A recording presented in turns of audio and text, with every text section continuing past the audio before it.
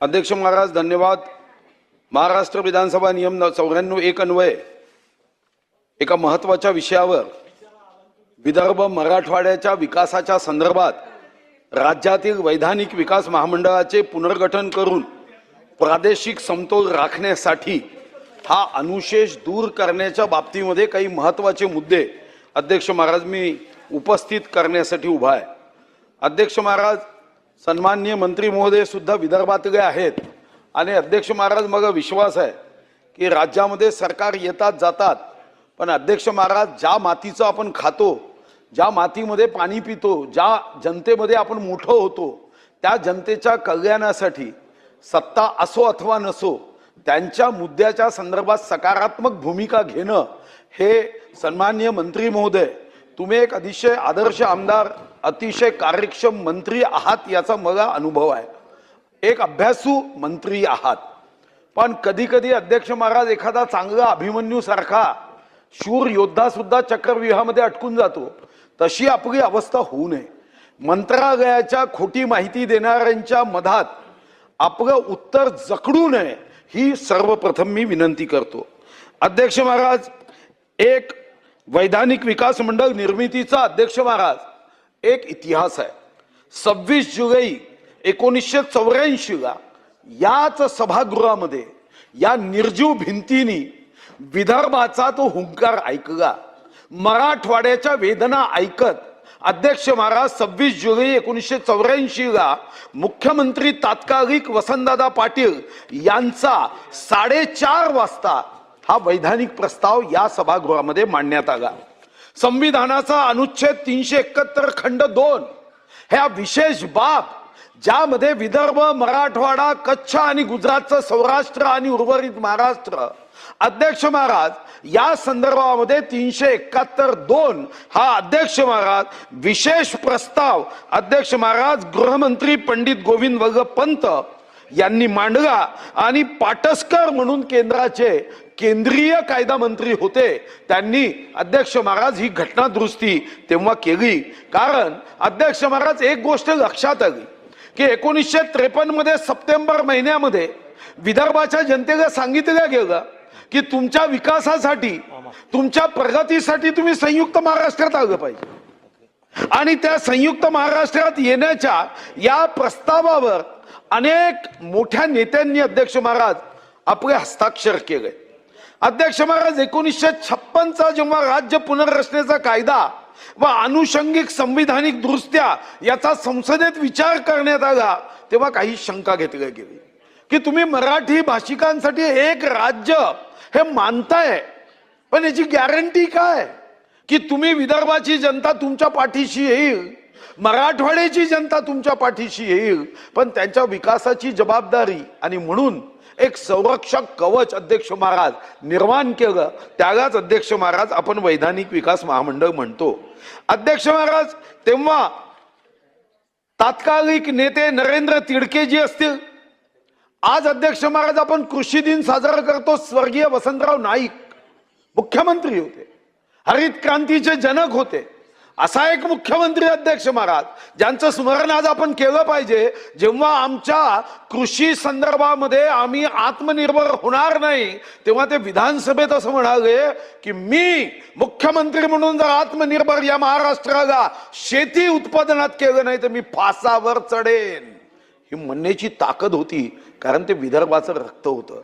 अध्यक्ष महाराज या संदर्भामध्ये ज्या विदर्भ मराठवाड्याच्या स्वतंत्र विकास महामंडळाच्या बाबतीमध्ये आपण या ठिकाणी जागा शरद पवार साहेबांनी सुद्धा तेव्हा पाठिंबा दिला आणि तेव्हा सांगितलं, कोल्हापूरचं उदाहरण दिलं शाहू महाराजांचं की शाहू महाराज म्हणाले की मी जर चंदी ठेवली आणि एक सशक्त आणि अशक्त घोडा सोडला तर सशक्त घोडा अशक्त घोड्याला ती चंदी खाऊ देणार नाही। विधानसभेच्या रेकॉर्ड मध्ये अध्यक्ष महाराज, कारण काय होतं की आम्ही संयुक्त महाराष्ट्रात जेव्हा येऊ तेव्हा आमच्यावर अन्याय होता कामा नये आणि अध्यक्ष महाराज 1984च्या प्रस्तावाला अध्यक्ष महाराज 21 मार्च 1991 पर्यंत प्रस्ताव झाला, अंमलबजावणी होत नाही। अध्यक्ष महाराज तेव्हा तत्कालिक रायभान जाधव यांनी हक्कबंध आणला आणि मग 30 एप्रिल 1994 स्वतंत्र विकास मंडळाचा आदेश निघाला. काय अध्यक्ष महाराज विकास मंडळ? अध्यक्ष महाराज ही आम्हाला एक कवच कुंडल आहे की महाराष्ट्राच्या मंत्रालयामधून पैसे खर्च करताना ही जाणीव ठेवण्याची आवश्यकता आहे की विकास खर्चाकरता निधीचे वाटप हे अध्यक्ष महाराज करताना समतोल विकासाची त्यामागे कल्पना असली पाहिजे. यासाठी अध्यक्ष महाराज या वैधानिक विकास मंडळाची स्थापना झाली. शिक्षण, प्रशिक्षण, सेवा योजन म्हणजे नोकरीच्या संदर्भात सुद्धा विदर्भाचा, मराठवाड्याचा टक्का लोकसंख्येच्या प्रमाणात असावा. मंडळाच्या सुयोग्य कामकाजासाठी नियम केले. 5 ऑगस्ट 1994 रोजी राजपत्रित केले. अध्यक्ष महाराज आमची जी लोकसंख्या आहे अध्यक्ष महाराज ती 23% आसपास होती. 18%, 19% आसपास मराठवाड्याची अध्यक्ष महाराज लोकसंख्या होती. पण अध्यक्ष महाराज दुर्दैव आमचं असं आहे की विदर्भ अध्यक्ष महाराज ज्या विदर्भाच्या संदर्भामध्ये अभिमानाने आम्ही सांगतो की या देशाच्या हृदयस्थानी नागपूर आहे, 0 माईल.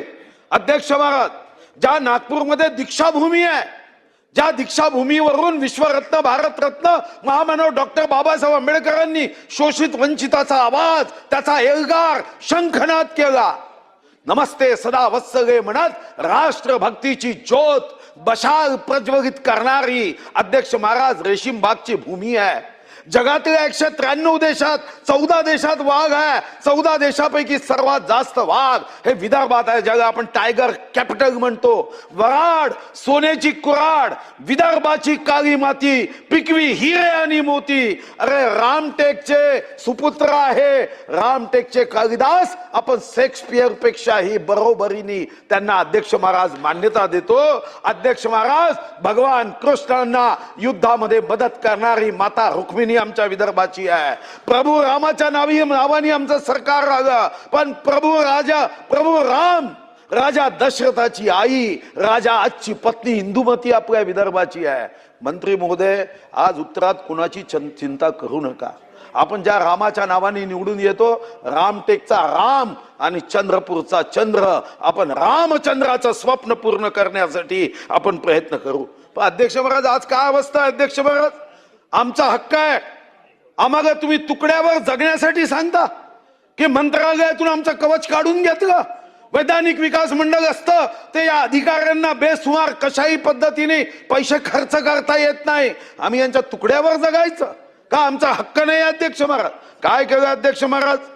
मी स्वतः 11 डिसेंबर 2025 ला 51 आमदारांचं पत्र दिलं. मी पूर्ण तुम्ही काय काय पत्र दिलं ते वाचून दाखवतो. आज आमच्या नशिबात काय अध्यक्ष महाराज?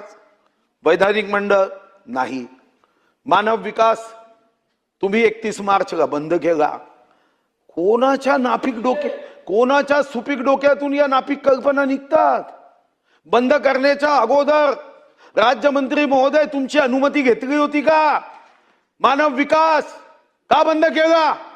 125 तालुके मानव विकास निर्देशांकामध्ये 60 आमच्या विदर्भाचे, मराठवाड्याचे, पुणे विभागाचा एकही नाही म्हणून बंद करता काय? विदर्भामध्ये मानव विकास हा यशस्वी प्रयोग होता. मी वाचून दाखवतो. अध्यक्ष महाराज नक्षल भत्ता होता. अधिकारी एकतर आमच्याकडे येतच नव्हते. जंगली भाग आहे म्हणून येत नव्हते. नक्षलवाद वाढला. तुम्ही नक्षल भत्ता सुरू केला, तोही बंद केला. अरे अशा थोड्याशा पैशानी काय तुमचं तिजोरी रिकामी होणार होती? तुम्ही नक्षल भत्ता बंद करून टाकला.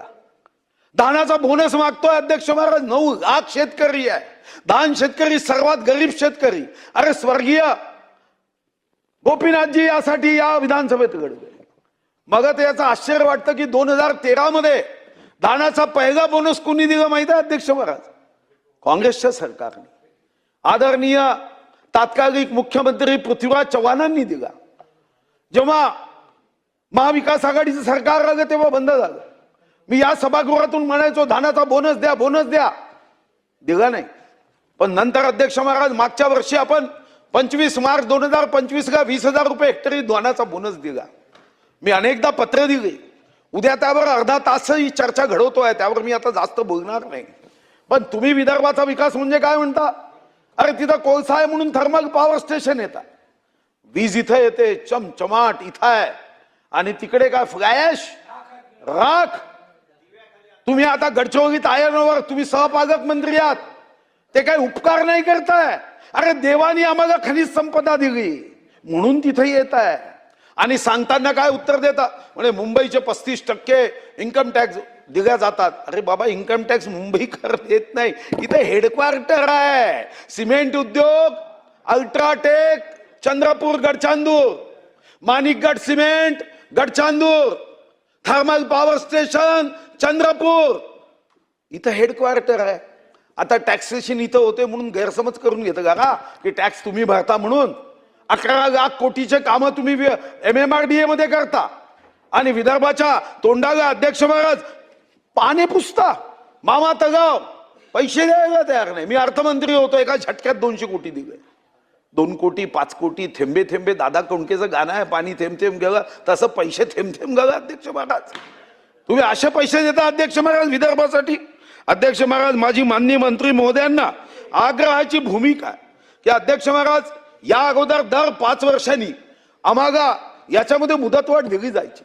मंत्री महोदय अभ्यासू आहे, हुशार आहे, मग जाणीव आहे, अतिशय चांगले आहे. रामटेकच्या पवित्र भूमीतून आहे, जिथं प्रभू रामाचा स्पर्श झाला त्या भूमीतून आले आहे. विदर्भाच्या जनतेची भूमिका तुम्ही समजून त्यावर उत्तर दिलं पाहिजे ही अपेक्षा आहे. आणि मी तुम्हाला विश्वास सांगतो, विदर्भ आणि मराठवाडा माझी सासूरवाडी आहे. विदर्भ आणि मराठवाड्याचं तुम्ही कल्याण कराल तर तुमचं या जन्मात तर कल्याण होईल, पण पुढच्याही जन्मात कल्याण होईल. आणि म्हणून तुम्ही मी ज्या मागण्या करणार आहे त्या नाही म्हणू नका. पहिलं अध्यक्ष महाराज माननीय मंत्री महोदयांना माझी पहिली मागणी आहे, मी हे पत्र देतो अध्यक्ष महाराज. 55 आमदारांनी सह्या केल्या. आपण पहिली माझी मागणी आहे की आपण विदर्भ वैधानिक विकास मंडळासाठी सन्माननीय देशाचे गृहमंत्री अमित शहा साहेबांकडे उद्याच पत्र पाठवून वेळ मागवावा की 55 आमदारांना भेटायची इच्छा आहे. वैधानिक विकास मंडळाचा प्रस्ताव तिथं आहे. मराठवाडा आणि विदर्भाचा वैधानिक विकास मंडळाचा प्रस्ताव हा अध्यक्ष महाराज ताबडतोब मंजूर केला पाहिजे. अध्यक्ष महाराज कदाचित तुम्ही उत्तरात सांगाल की आम्ही एवढे पत्र पाठवले आणि बाकी सांगाल, मला मान्य आहे. आपण साधं मंत्री आमदार म्हणूनही पत्र पाठवतो, सचिवांना पत्र पाठवतो, एखाद्या मंत्र्यांना पत्र पाठवतो, मुख्यमंत्र्यांना, पण थांबतो का? आपण काय करतो? प्रत्यक्ष भेट घेतो. तुम्ही काय करताय? आम्ही वैधानिक विकास मंडळांना किती पत्र पाठवले मी वाचून दाखवतो. म्हणजे सरकारच्या वतीने अध्यक्ष महाराज हे मान्य करताय की 23 जून 2020 देवाशिष चक्रवर्ती साहेब यांनी मंत्रिमंडळासमोर प्रस्ताव सादर केला. त्यानंतर अध्यक्ष महाराज या संदर्भात सरकारच्या वतीने 6 पत्र अध्यक्ष महाराज पाठपुराव्याची पाठवल्या गेली. आता माझी आपल्याला विनंती आहे की हे पत्र तुम्ही पाठवले 22 डिसेंबर 2022ला राज्यपाल तात्कालिक भगतसिंग कोश्यारींनी पाठवलं.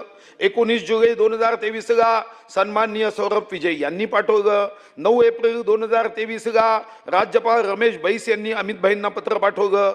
14 डिसेंबर 2023ला तात्कालिक मुख्यमंत्री एकनाथ शिंदेंनी अमित भाईंना पत्र पाठवलं. या ठिकाणी 24 मार्च 2025ला तत्कालिक राजगोपाल देवराजी यांनी पत्र पाठवलं आणि आचार्य देवव्रत यांनी नोव्हेंबर 25 मध्ये पत्र पाठवलं. तुम्ही आकडे सांगण्यापेक्षा मीच सांगून देतोय.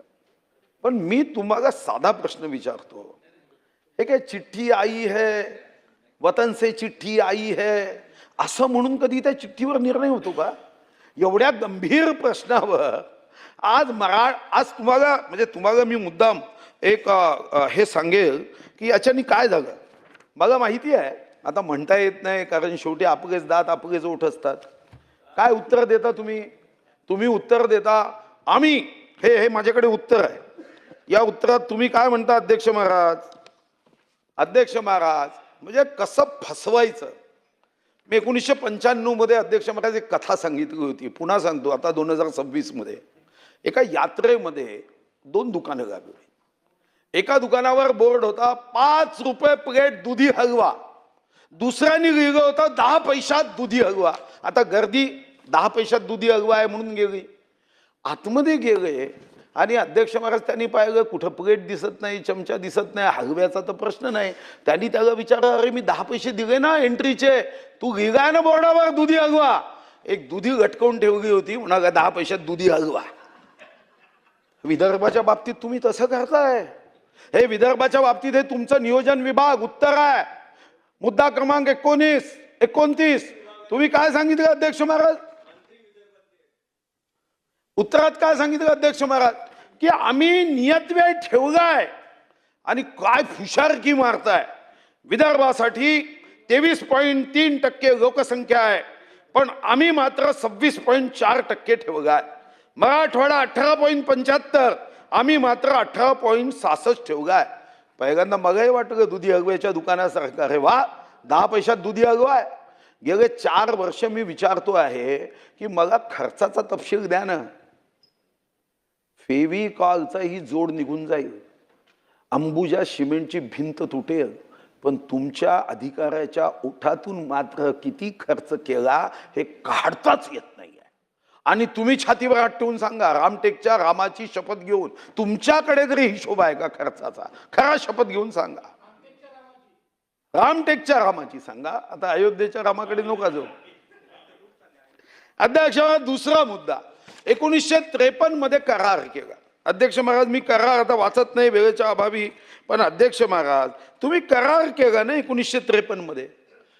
आम्ही काही आनंदाने तुमच्याशी आलो नव्हतो संसार थाटायला. तुम्ही आम्हाला करार केला 1953 मध्ये. अध्यक्ष महाराज, हा करार काय होता अध्यक्ष महाराज? या करारामध्ये ज्या सह्या आहे अध्यक्ष महाराज त्या मी वाचून दाखवतो.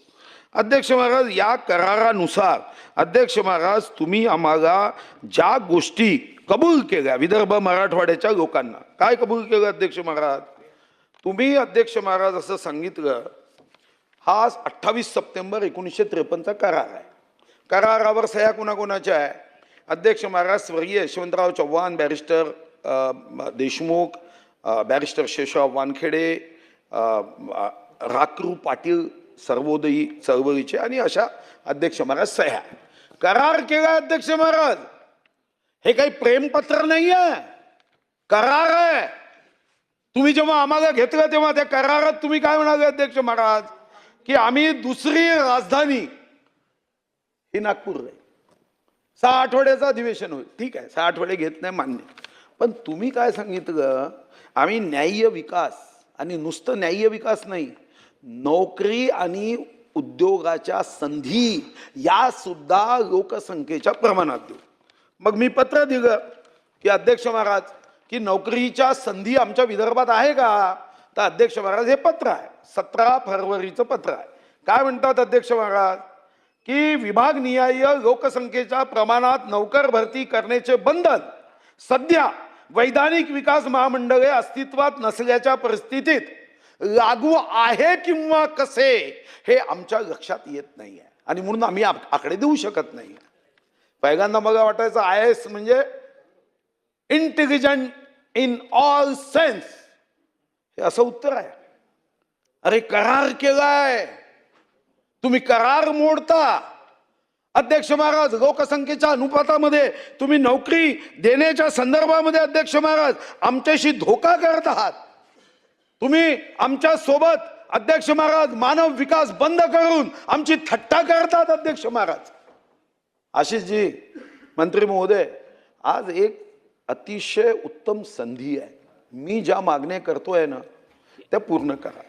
तुम्ही उत्तरात तुम्हाला त्यांनी दिलं असेल की आम्ही अजून वैधानिक विकास मंडळे बंद केले नाही, 3 कोटी रुपये पगार आणि बाकी खर्चावर आम्ही करत आहे. मलाही माहिती आहे, कारण तुम्ही बुद्धिमान आहात.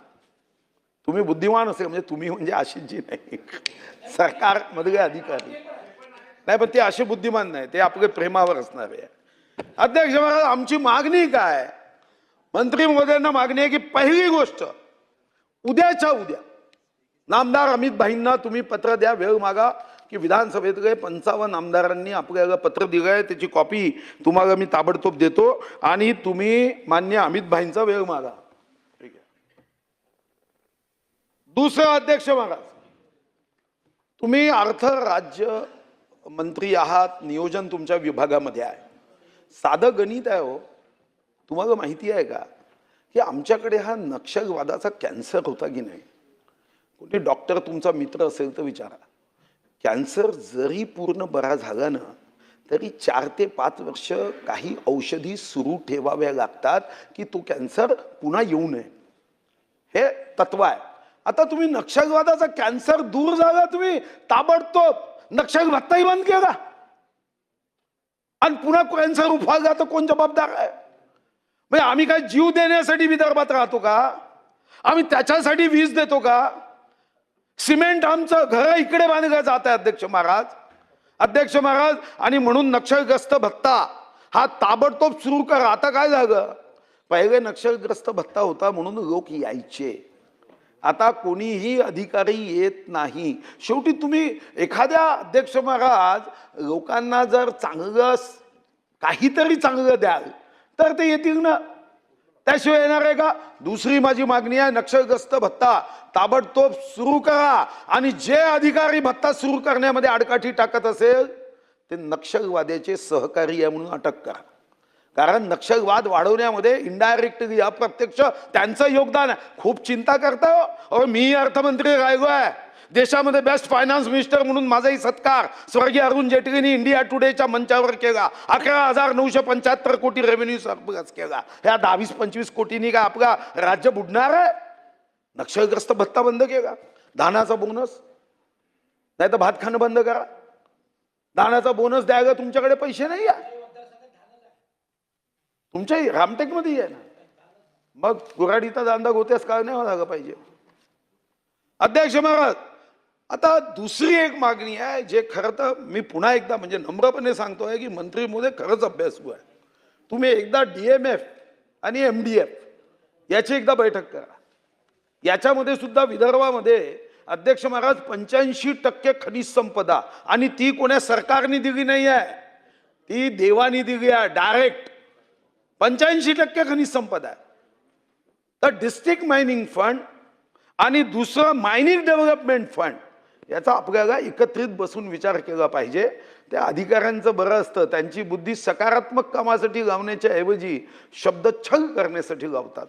धारणा निश्चित करावी, काय व कसे, हे काही बरोबर नाही अध्यक्ष महाराज. मानव विकास, मला माहिती आहे मंत्री महोदय या संदर्भामध्येही गंभीर आहे, पण अध्यक्ष महाराज नवीन योजना येईपर्यंत मानव विकास का बंद केली? नवीन योजना आणणार आहात तुम्ही, मला समजलं, पण तुम्ही समजा एखादं नवीन घर बांधताय तर जुनं घर तोडून टाकाल का? पहिले नवीन घर बांधाल, मग जुन्या घरातून तुम्ही मग त्याला काय तोडायचं? 31 मार्चलाच मानव विकास बंद. मानव विकासाच्या संदर्भामध्ये अध्यक्ष महाराज मी लक्षात आणून देतो, मानव विकासाच्या संदर्भामध्ये खरं तर ही का बंद केली मलाही समजत नाही, की मानव विकासासारखी अतिशय चांगली योजना होती ती अध्यक्ष महाराज का बंद केली? अध्यक्ष महाराज मानव विकासाच्या बाबतीत आपल्याला माहिती देतो, डिपार्टमेंटने दिलीच असेल, पण 29 जून अध्यक्ष महाराज 2006 हा शासन निर्णय झाला काँग्रेसच्या सरकारमध्ये, जे आमच्या विदर्भ विरोधी साधारणतः भूमिका असायचे, पण त्यांनी विदर्भ विरोधी भूमिका घेताना विदर्भाला न्याय देण्याचा प्रयत्न केला. अध्यक्ष महाराज 29 जून 2006 शासन निर्णय पहिल्यांदा 25 तालुक्यामध्ये आरोग्य, शिक्षण व उत्पन्न वाढ यासाठी अध्यक्ष महाराज तो लागू केला. पण नंतर असं लक्षात आलं की याच्या निर्देशांकामध्ये चांगला उपयोग होत आहे, म्हणून अध्यक्ष महाराज 19 जुलै 2011 125 तालुक्याचा निर्णय केला, आयुक्तालय केलं. 31 मार्चला अध्यक्ष महाराज GR काढला, मानव विकास बंद. अरे मग नवीन योजना अगोदर करायची होती ना, नवीन योजना केल्यावर बंद करायचं होतं ना. हे अध्यक्ष महाराज कसं शक्य आहे की तुम्ही अध्यक्ष महाराज मंत्री महोदय तुम्ही नवीन योजना यायचीच आहे बंद केली?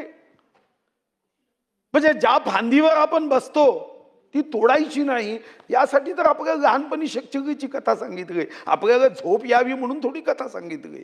ती कथाच यासाठी होती की जोपर्यंत आपली नवीन व्यवस्था होणार नाही. मला याची पूर्ण जाणीव आहे की मंत्री महोदयांचा याच्यामध्ये कुठेही अध्यक्ष महाराज त्यांनी अशी चूक केलेली नाही, पण आता उत्तर देण्याची जबाबदारी त्यांच्यावर आली आहे. त्यांना कदाचित कधी कधी असं होतं की अनेक गोष्टी माहिती होत नाही, असं होतं अध्यक्ष महाराज, आणि त्यांनाही कदाचित मानव विकास बंद केलं तेव्हा विश्वासात घेतलं नाही, हा माझा ठाम विश्वास आहे की त्यांना माहितीही नसेल की मानव विकास बंद करून टाकली. अध्यक्ष महाराज आता माझी आपल्याला अजून एक विनंती आहे. उद्योग क्षेत्रामध्ये मी तुम्हाला आकडे सांगतो की कसा अन्याय होत आहे विदर्भ मराठवाड्यावर. ठीक आहे, शेंद्रा बिडकीन चांगली योजना केली अध्यक्ष महाराज डिगी केली विदर्भात. अध्यक्ष महाराज आमच्यासाठी एकही योजना नाही आहे. अध्यक्ष महाराज तुम्ही NICDC आणि MITL हे विकसित करता, केलं पाहिजे. मराठवाड्यात आमची सासूरवाडी आहे, त्याचा विकास भरपूर झाला पाहिजे. पण अध्यक्ष महाराज अरे पण सासूरवाडीचा होताना जावई गरीब राहिला तर कसं चालेल. अध्यक्ष महाराज शेंद्रा बिडकीन त्याच्यामध्ये तुम्ही अध्यक्ष महाराज शेंद्रा बिडकीनमध्ये आपण DMICचा भाग केला. आज विदर्भामध्ये जे उद्योग आहे ना, एकदा त्याची श्वेतपत्रिका काढा. तुमच्या लक्षात होईल की विदर्भामध्ये जे उद्योग आहे ना ते मजबुरीचे आहे. ऑटोमोबाईल उद्योग तुमच्याकडे येणार नाही. तुमच्याकडे आयरन ओर काढा, कोळसा काढा, पॉवर स्टेशन. अरे पण शेतीवर आधारित उद्योग आहे, धानावर आधारित उद्योग आहे.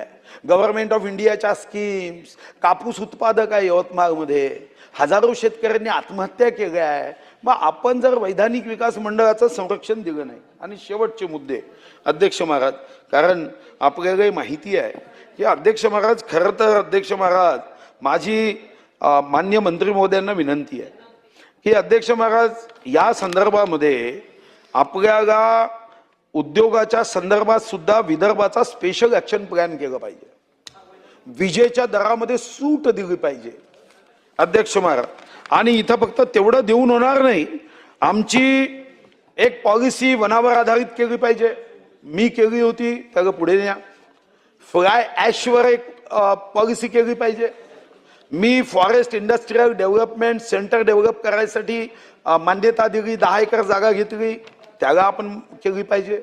वनौषधीच्या बाबतीत काम केलं पाहिजे, पर्यटनाच्या बाबतीत काम केलं पाहिजे, बांबूच्या बाबतीत काम केलं पाहिजे, मामा तगावाच्या बाबतीत काम केलं पाहिजे, शेतकरी महिला प्रशिक्षण संस्था उभ्या केल्या पाहिजे, गोंडवाना विद्यापीठासारखं चांगलं केंद्र उभं केलं पाहिजे. अन्यथा इंटरनॅशनल विद्यापीठ मुंबईपाशी. आणि आमच्याकडे काय म्हणजे आम्हाला ही शरम वाटली पाहिजे की आम्ही विदर्भ मराठवाड्याच्या विद्यार्थ्यांना मुंबई पुण्याला शिकायला जावं लागतं. ही काय आमच्या पराक्रमाचं द्योतक नाही आहे, हे पराक्रमाचं द्योतक नाही आहे. विदर्भामध्ये शिक्षणाच्या संदर्भामध्ये आम्ही कसं स्वावलंबी होऊ याचाही विचार तुम्ही केला पाहिजे. अध्यक्ष महाराज आता गडचिरोलीचं उपकेंद्र आम्ही मागतोय, पैसेच नाही म्हणता तुम्ही. चंद्रपूरमध्ये उपकेंद्र उघडायचं आहे. आता एक शेवटच्या मुद्द्यात मी पुस्तक देतो, जास्त वेळ करत नाही कारण अर्धा तास आहे, 1 मिनिट वाचला आहे. अध्यक्ष महाराज एकदा हे समतोल प्रादेशिक विकासाच्या प्रश्नावरील उच्चस्तरीय समितीचा अहवाल आहे. माझी आपल्याला विनंती आहे की एकदा याच्यावर एक बैठक करून टाका. हा एकदा बैठक करा, त्याच्यावर मी आता विस्तृत बोलत नाही. पण याच्यामध्ये काही ज्या सुधारणा आहे, सुधारणा म्हणण्यापेक्षा शिफारशी, त्या एवढ्या चांगल्या आहेत. आणि आशिषजी माझा विश्वास आहे की हे काम तुमच्या नेतृत्वातच होऊ शकते, यावर माझा पूर्ण विश्वास आहे.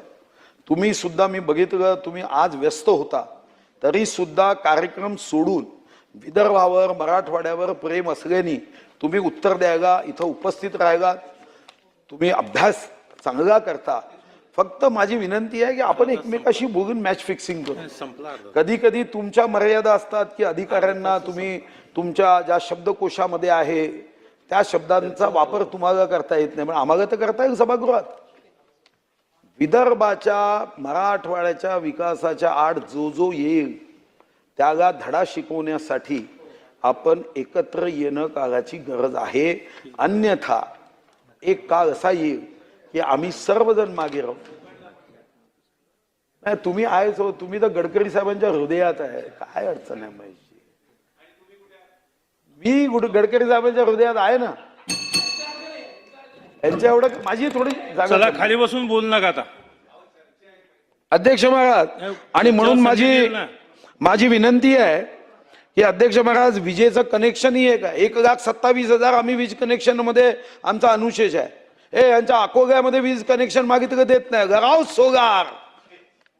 अरे आमचं 1,27,000 अनुशेष आहे विदर्भाचा, 27,000 पेंडिंग आहे, देऊन टाका. नका 1,00,000 तुम्ही पचवून टाका, 27,000 तर द्या तुम्ही. माझी विनंती आहे अध्यक्ष महाराज, तुम्हाला धन्यवाद अध्यक्ष महाराज की अध्यक्ष महाराज तुम्ही नेहमी आम्हाला मदत करता.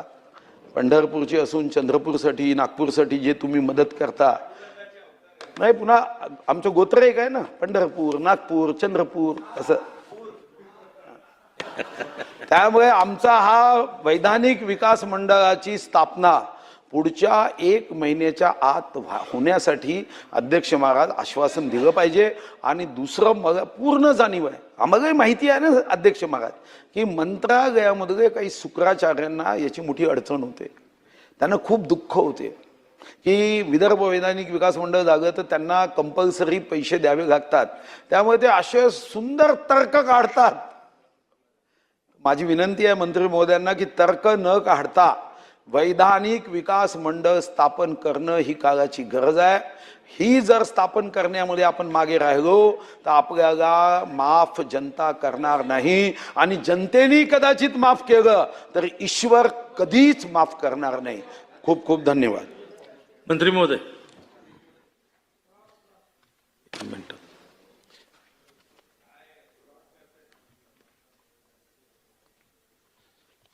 माननीय अध्यक्ष महोदय, या सभागृहाचे ज्येष्ठ नेते माननीय सुधीर भाऊ मुनगंटीवार साहेबांनी वैधानिक विकास महामंडळाच्या संदर्भामध्ये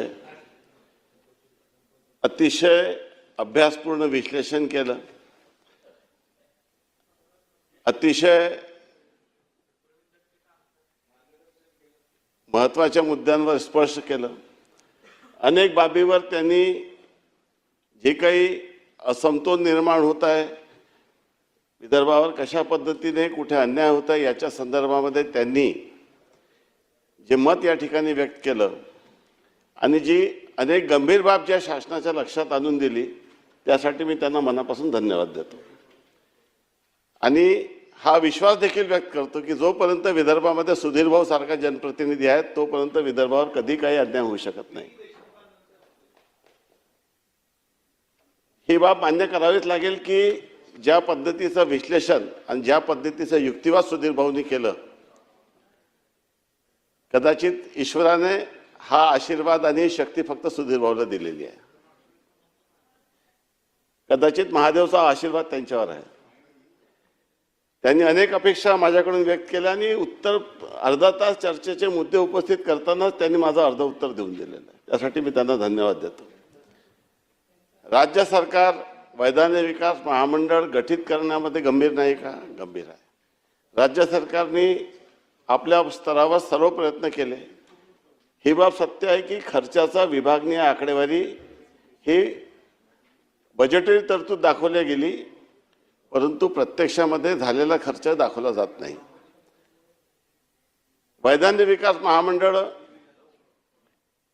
संदर्भामध्ये त्यांनी ज्या अपेक्षा व्यक्त केल्या त्याचं मी जास्त वेळ न घेता मुद्द्याने उत्तर देतो.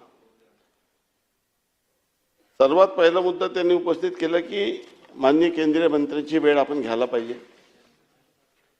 आपण 51 आमदारांचं पत्र दिलं.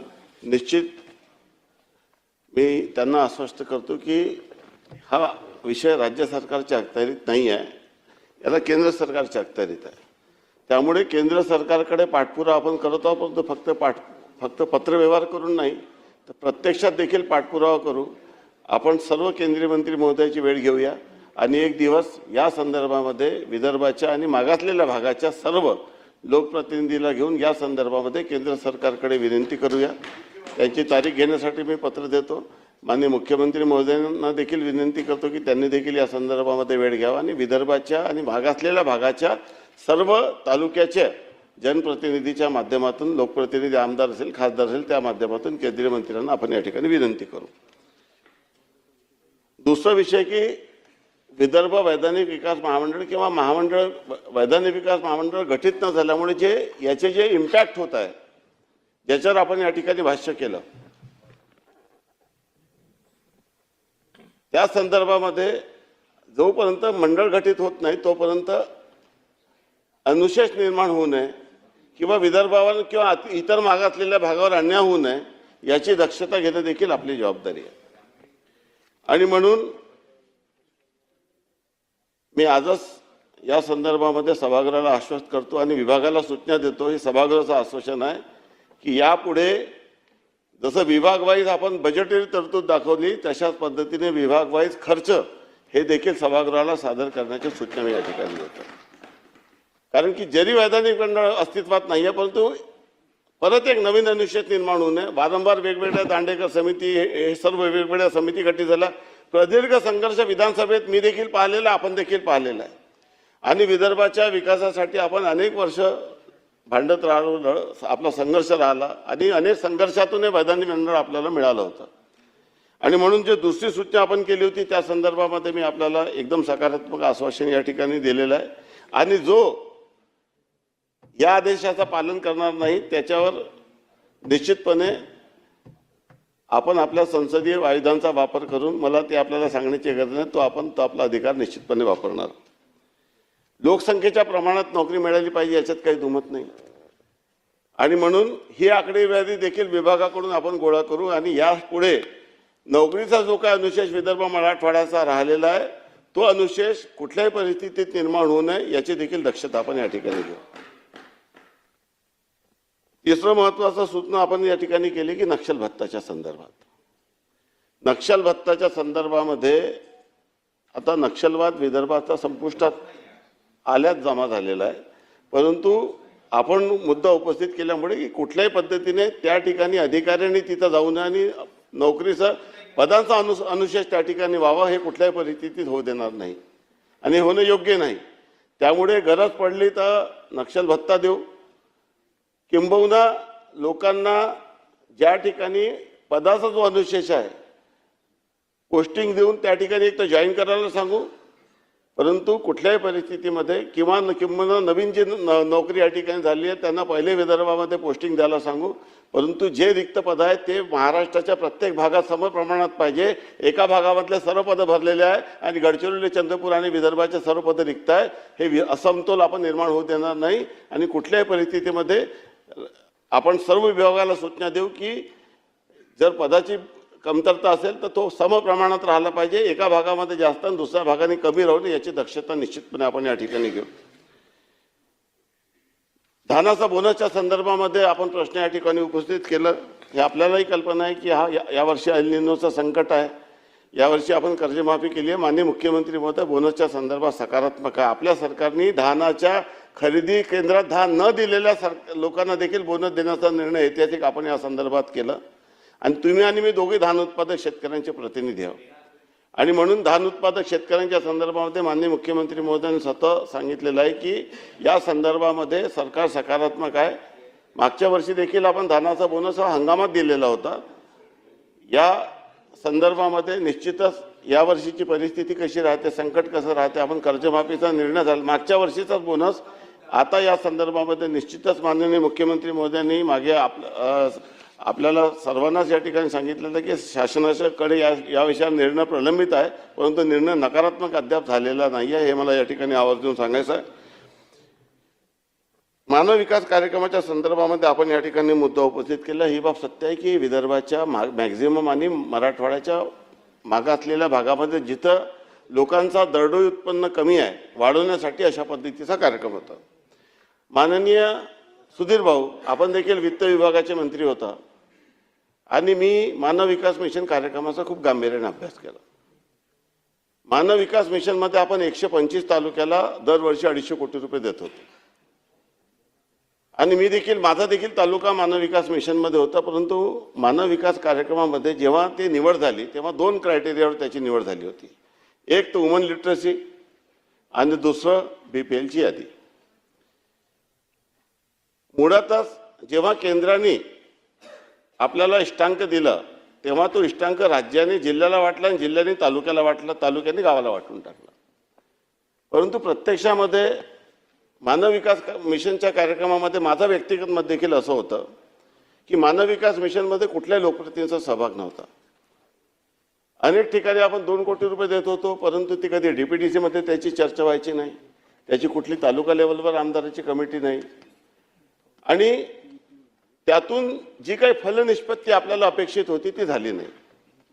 मानव विकास मिशनचा कार्यक्रमच मार्च 26 पर्यंत होता. परंतु मानव विकास मिशन कार्यक्रम जरी संपला असेल परंतु आपण ही बाब ठरवली होती की अशा एक यासारखी दुसरी योजना या ठिकाणी निश्चितपणे कार्यान्वित करायला पाहिजे. आणि आता जे नवीन आपण केंद्र सरकारचे जे निकष आहेत ते मानले नाही, तर राज्य सरकारने स्वतः आकांक्षित तालुक्याची आता आपण निवड या ठिकाणी केलेली आहे आणि त्यामध्ये विदर्भाचे मानव विकासपेक्षा जास्त तालुके या ठिकाणी आपण समाविष्ट करत आहोत आणि एकूण मानव विकास कार्यक्रम हा 125 तालुक्यांसाठी होता, परंतु आकांक्षित तालुके कार्यक्रम हा 177 तालुक्यासाठी या ठिकाणी राहणार आहे आणि निश्चितच आपल्याशी देखील चर्चा करून आपण सर्व सामूहिक प्रयत्नातून अशा पद्धतीने मागासलेल्या भागासाठी लोकांच्या पर कॅपिटा इन्कम वाढलं पाहिजे, लोकांना रोजगाराची संधी जास्तीत जास्त निर्माण झाली पाहिजे. या संदर्भामध्ये निश्चितच एक नवीन उपक्रम आपण या ठिकाणी सुरू करू. त्या योजनेचं स्वरूप कसं असावं, त्याच्यामध्ये कशा पद्धतीने लोकांमध्ये कुठल्या भागामध्ये आपण मागे आहोत, त्या सेक्टरमध्ये आपल्याला पुढे जाण्यासाठी या संदर्भामध्ये जे काही निर्णय आपल्याला करता आला ते करण्याच्या दृष्टीने निश्चितच आपण या ठिकाणी प्रयत्न करू. उद्योगाच्या संदर्भामध्ये आपण जो मुद्दा उपस्थित केला त्याच्या संदर्भात मागे आपलीशी माझी चर्चा झाली. लवकरच या संदर्भामध्ये विदर्भात औद्योगिक प्रगती झाली पाहिजे आणि सेंट्रल गव्हर्नमेंटच्या मदतीने जर आपल्याला या ठिकाणी नवीन क्षेत्र उभारणं येणं शक्य असेल तर या संदर्भामध्ये निश्चितच मी आपल्या उपस्थितीत माननीय उद्योगमंत्रीसोबत या संदर्भात बैठक घेऊ. गरज पडली तर माननीय मुख्यमंत्री महोदयासोबत बैठक घेऊ, परंतु या संदर्भामध्ये निश्चितपणे आपल्याला सकारात्मक उत्तर आणि रिझल्ट देण्याचा मी निश्चितपणे प्रयत्न करेन. अनेक विषय आहे की ज्याच्या संदर्भामध्ये आपण उल्लेख केला, परंतु ही वस्तुस्थिती आहे. आपला आणि माझ्यात एक साम्य आहे. एक तर आपलं गोत्र एक आहे पूरचं आणि दुसरं असं की तुम्ही आणि मी धानपट्ट्याचे प्रतिनिधी आहोत. तिसरं तुमच्याकडे जंगल आहे, माझ्याकडे जंगल आहे. चौथं तुमच्याकडे आदिवासी क्षेत्र आहे, माझ्याकडे आदिवासी क्षेत्र आहे. त्यामुळे तुमच्या आणि माझ्या व्यथा काही वेगळ्या नाही आहे. अनेक वर्षाच्या विधानसभेच्या आपल्याला अनुभव आहे. मी देखील 5व्यांदा या ठिकाणी विधानसभेत आलो. काही विषय आपण मंत्री असताना मी उपस्थित केले, त्याच्यावर आपण सकारात्मक आश्वासन दिलं की आपल्या भागामध्ये मोठ्या प्रमाणामध्ये वन क्षेत्र आहे आणि वन क्षेत्रामध्ये राहणाऱ्या लोकांना निश्चितपणे अनेक अडचणीचा या ठिकाणी सामना करावा लागत आहे. त्या ठिकाणी सिंचनाची सोय आपल्याला करता येत नाही, त्या ठिकाणी औद्योगिक प्रगती आपल्याला करता येत नाही कारण की एन्व्हायरमेंटचं क्लिअरन्स मिळत नाही. अशा अनेक इम्पॅक्ट आपल्यावर वनाचा पडलेला निगेटिव्ह इम्पॅक्ट. मी सदस्य असताना आणि आपण वनमंत्री असताना मी आपल्याला विनंती केली होती आणि नॅशनल स्टेट बोर्ड ऑफ वाईल्डलाईफच्या मीटिंगमध्ये देखील मी आपल्याला विनंती केली होती की आता मॅन ॲनिमल कॉन्फ्लिक्ट खूप वाढलेला आहे. आपल्याला माहीत आहे की चंद्रपूरमध्ये परवा एकाच घटनेमुळे 4 महिलांचा मृत्यू झाला. माझ्याकडे 1 वर्षात 17 मृत्यू झाले. आपल्याकडे माझ्यापेक्षा दुपटीने तिपटीने लोकांच्या मृत्यू होऊन राहिले.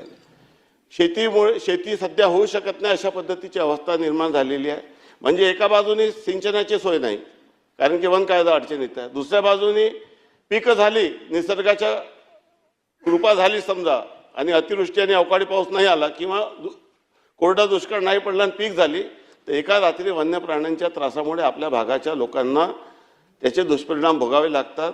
ही वस्तुस्थिती तुम्हाला आणि मला आणि सर्वांनाच मान्य आहे आणि त्यामुळे मी तेव्हाही आपल्याला विनंती केली होती की ज्या पद्धतीने आपण डोंगरी विकास कार्यक्रम सुरू केला विशिष्ट भौगोलिक परिस्थितीनुसार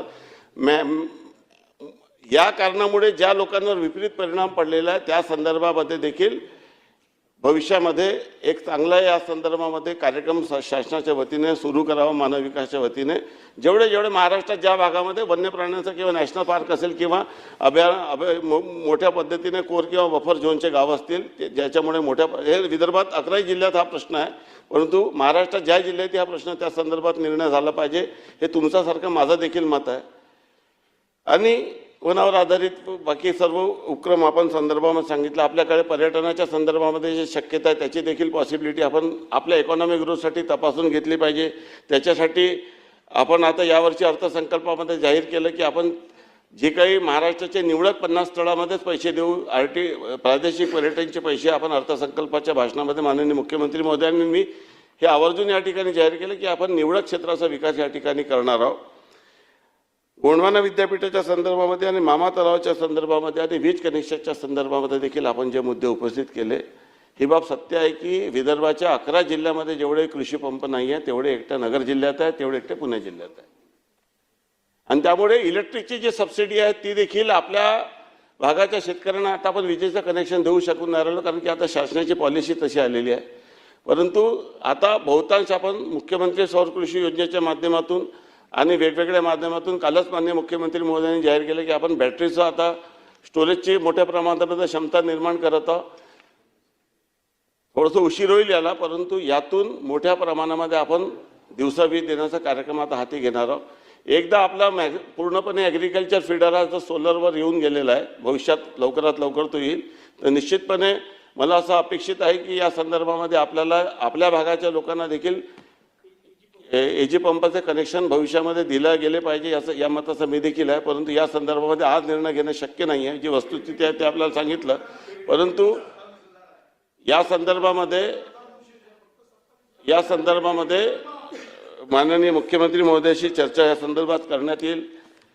आणि दुसरा अतिशय महत्त्वाचा विषय जे आपण उपस्थित केलं तो म्हणजे DMFच्या संदर्भात. माननीय सुधीर भाऊ, मी आपल्याला सांगू इच्छितो की अनावधानाने काही काही गोष्टी घडून जातात. अनेक गोष्टी घडतात ज्याची माहिती आपल्याला राहत नाही. अनावधानाने काही चुका आपल्या हातून घडून जातात.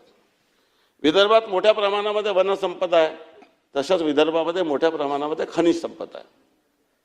महाराष्ट्राची 3 पॉलिसी केंद्र सरकारने ॲक्सेप्ट केली.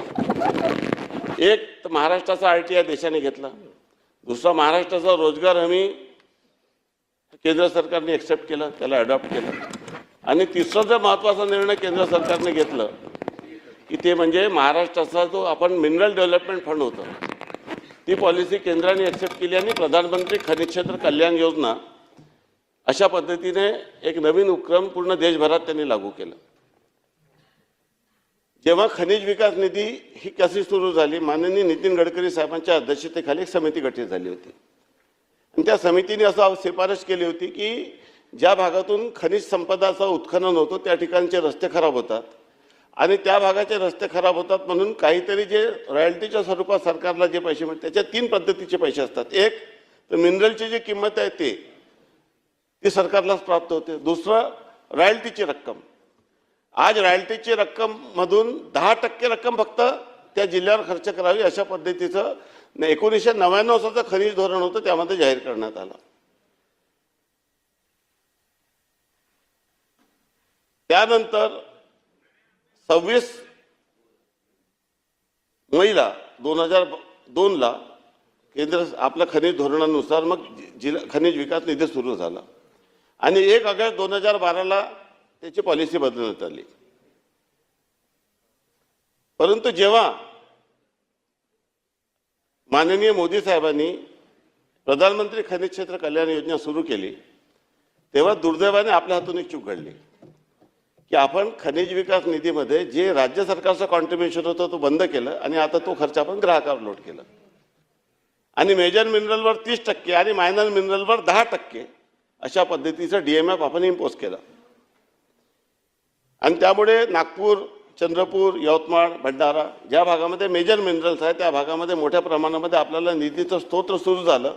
मात्र प्रधानमंत्री खनिज क्षेत्र कल्याण योजनेमध्ये ज्या गाईडलाईन्स आहे 1 सप्टेंबर 2016ची असो की 24 फरवरी 2024ची असो, 14 फरवरीची, हे दोन्ही गाईडलाईन्स हे केंद्र सरकारने केलं. त्यामध्ये उच्च प्राथम्य आणि अन्य प्राथम्य बाबी आहे आणि त्याच्यामध्ये रस्ते अन्य प्राथम्य बाबीमध्ये आहे. मी या विषयावर तत्कालीन मी तेव्हा आमदार होतो आणि माननीय अजित पवार साहेबांना आणि तत्कालीन खनिकर मंत्र्यांना मी देखील पत्र दिलं. त्यांच्यासोबत माझी बैठक झाली. तेव्हा कोविडचा काळ होता आणि कोविडच्या काळामध्ये बैठकीमध्ये माननीय अजितदादांनी जी बैठक घेतली होती ती 24/6/2021ला बैठक घेतली आणि 24/6/2021ला माननीय अजित पवार साहेबांनी असं सांगितलं होतं की आता कोविडचं संकट आहे, जेव्हा कोविड कमी होईल तेव्हा आपण परत MDF आपण सुरू करू. त्यानंतर मी अनेकदा पत्र व्यवहार केला आणि त्याचं खूप मी फॉलोअप केलं आणि जर ग्राहक तो पैसे देत असेल तर राज्य शासनाने देखील आपल्या कॉन्ट्रीब्युशनमधून शेवटी मिनरलची वेळ ती हजारो कोटीची असते, ती सरकारच्या तिजोरीत जाते. रॉयल्टीचे पैसे हे देखील हजारो कोटीत असतात, ते देखील राज्याच्या तिजोरीत जाते. मग ज्या जिल्ह्यामध्ये ती मायनिंग होऊन राहिली त्या जिल्ह्यामध्ये विदर्भाचे जिल्हे जास्त आहे, कारण की महाराष्ट्राचा 70% मिनरल विदर्भात आहे. आणि म्हणून मी आपल्याही मताशी मी सहमत आहे, याचा मी खूप फॉलोअप केलेला आहे आणि मला आपल्याला देखील आपल्या उपस्थितीत या संदर्भामध्ये लवकरच आपण तो जो निरसन झालेला कायदा आहे तो आपण जेव्हा 1 सप्टेंबर 2016ला आपण राज्यसभा पॉलिसी GR काढला तेव्हा त्या GR मध्ये असं लिहिण्यात आलं की आता केंद्र ग्राहक हा पैसे देत असल्यामुळे राज्याला ते पैसे द्यायची गरज नाही आणि म्हणून आपल्या या खानबाधित जिल्ह्याला जे हक्काचा निधी मिळत होता तो मिळणं बंद झालं आणि म्हणून या संदर्भामध्ये निश्चितच एक सकारात्मक निर्णय झाला पाहिजे आणि म्हणून या संदर्भामध्ये वित्त विभाग याची पूर्णपणे नाहरकत देईल परंतु हा पुन्हा नवीन ऑर्डिनन्स किंवा कायदा आपल्याला विधानसभेत येऊन करावा लागेल आणि खनिज विकास निधीचे जे 2001ला जो आपण कायदा केला होता तो पुनर्जीवित करण्याच्या दृष्टीने निश्चितपणे आपण सकारात्मक निर्णय घेऊया. यातून काय होईल की यातून ज्या मायनिंगमुळे जे मोठ्या प्रमाणामध्ये जे हस्त खराब होतं ज्याला आज आपल्याला पैसे देता येत नाही ते देण्याची व्यवस्था या ठिकाणी निश्चितपणे निर्माण होईल. मी हे सर्व बाबी आपण ज्या उपस्थित केल्या त्याच्यामधल्या प्रत्येक मुद्द्याचा मी खुलासा या ठिकाणी केलेला परंतु दुसरी बाजू देखील मला सांगायची आहे. एक काळ असा होता की आपण नेहमी विदर्भाच्या अनुशेषावर आणि विदर्भाच्या मागासलेल्यापणावर बोलत होतो परंतु आज ती परिस्थिती राहिली नाही. आज माननीय देवेंद्रजी फडणवीस यांच्या नेतृत्वामध्ये विदर्भ खूप ग्रो करत आहे आणि प्रत्येक क्षेत्रामधली इन्व्हेस्टमेंट पायाभूत सुविधा औद्योगिक प्रगती खानबाधित क्षेत्राचा निधी तर आपल्याला जो हक्काचा तो मिळतच आहे त्या माध्यमातून परंतु व्हॅल्युएडिशन इंडस्ट्रीमध्ये आपल्या औद्योगिक धोरणामध्ये जे विदर्भाला जो स्थान आहे जे निर्णय विदर्भाच्या हितासाठी होते परत ते तर करायचेच आपल्याला ते माननीय मुख्यमंत्री महोदयाच्या नेतृत्वात होतच आहे परंतु भविष्यामध्ये अनुशेष परत निर्माण होऊ नये परत एक बॅकलॉग निर्माण होऊ नये आणि परत त्या बॅकलॉगच्या साठी संघर्ष करून आपल्याला परत नवीन एक लढाई लढण्याची गरज पडू नये हे विदर्भाचा जनप्रतिनिधी असताना मला देखील ही भावना आहे आणि आपण अतिशय महत्त्वाच्या मुद्द्यांवर या ठिकाणी स्पर्श केलं. आपल्या स्पर्श केल्यामुळे आपण हे मुद्दे उपस्थित केल्यामुळे या मुद्द्याला एक वेगळं विधिमंडळात चर्चा या ठिकाणी उपस्थित झाली आणि मला विश्वास आहे की जे प्रश्न आपण उपस्थित केले या संदर्भामध्ये सकारात्मक आश्वासन मी दिलेलं आहे त्या आश्वासनाची पूर्ततेसाठी माझ्या कार्यालय फॉलोअप करेल आणि जो या आश्वासनाचा आढळेल त्याच्यावर कारवाई करण्यात येईल हे मी आपल्याला सांगतो. धन्यवाद.